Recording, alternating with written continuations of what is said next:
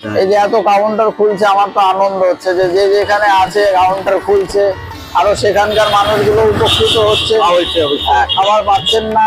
এবং আমি এমনও বলেছি অনেক জায়গায়, যদি কোনো জায়গায় কেউ খুলতে চায় আমি অন্তত তাদেরকে হেল্প করব, যে আমাদের ইনগ্রিডিয়েন্টস যা দেওয়া হয়, যেমন আমি তারকেশ্বর গিয়েছিলাম মাঝখানে একদিন, তা ওখানে একটা ভক্তকে দেখে বললাম যে আপনি যদি এখানে একটা কাউন্টার নেন, আমি সমস্ত ব্যবস্থা দেবো, যে আপনার কিভাবে চালাতে হবে, কি করতে হবে, এবং বিরিয়ানি যদি নিজে হাতে বানিয়েও আপনাকে দিয়ে আসবো, আপনি যাতে আগামী দিন সহজেই দিতে পারেন মানুষকে। একদম একদম। কেন আমরা চাই যে সব জায়গায় খুলুক, সবাই উপকার হোক, আর আমি একাই ভালো থাকবো এটা তো নয়, সবাই ভালো থাকলেই আমাদের আনন্দ।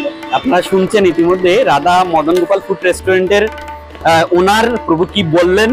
উনি বলছেন যে কোনো জায়গায়, উত্তর 24 পরগনা হোক, দক্ষিণ 24 পরগনা হোক, কলকাতার মধ্যে হোক, বেস্ট রেস্টুরেন্ট অধিকতরভাবে বৃদ্ধি পাক, যে কোনো ধরনের মানসিক এবং বুদ্ধিমত্তা দিয়ে যতটুকু সহযোগিতা করা দরকার উনি সেটি করবেন। তো রাধা মদন গোপাল ফুড রেস্টুরেন্ট আপনারা কয়টা বাজে ওপেনিং করছেন এবং কয়টা বাজে ক্লোজ করছেন? আমাদের দোকান খোলা 3:30 থাকে, কিন্তু খাবার পেতে পেতে আপনার বিকালের খাবার 6টা বেজে যায়, 5:30 6টা। আজকে একটু বেশি দেরি হয়ে গেছে, আমার অনুষ্ঠান চলছে তো। আচ্ছা, তো ফাইনালি আপনি বলতে চাইছেন আপনাদের মূলত যেই আইটেমগুলো আপনারা সার্ভ করছেন সেটি 5টা থেকে 6টার মধ্যে অ্যাভেলেবেল হয়, এবং রাত্রে কয়টা অবধি অ্যাভেলেবেল থাকে? 10টা অবধি, তাই তো?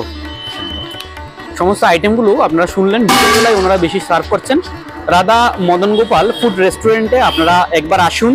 ওনাদের যে সম্পূর্ণ pure veg, no onion, no garlic, পেঁয়াজ রসুন বিহীন ওনাদের আইটেমগুলো একবার চেখে দেখতে পারেন।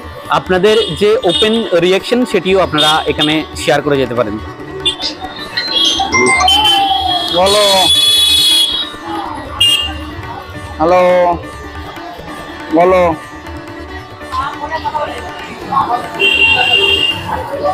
অবস্থা, ফোন করলো দেখে বাজারে বসে এই নিচ্ছে।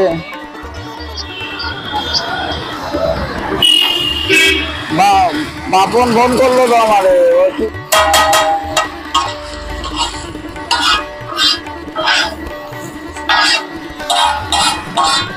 ময়দা দিয়ে এলো না, ময়দা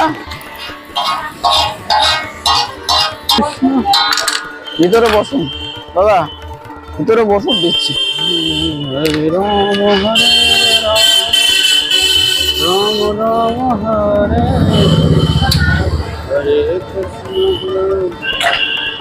কৃষ্ণ কৃষ্ণ।